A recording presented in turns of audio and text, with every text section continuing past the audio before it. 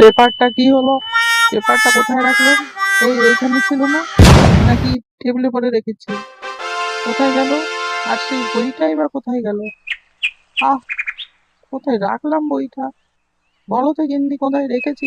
দেখেছো? তুমি সবসময় বই নিয়ে বসে থাকো কেন?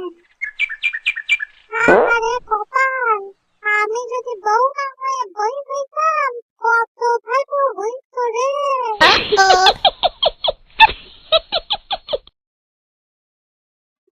ভালো লাগে বলেই আমি বইটা পড়ি।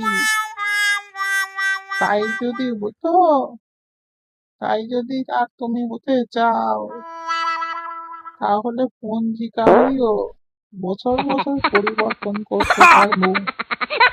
দূর হলো ছেড়ে বেটা। এটাকে নিয়ে আমি সংসার করি।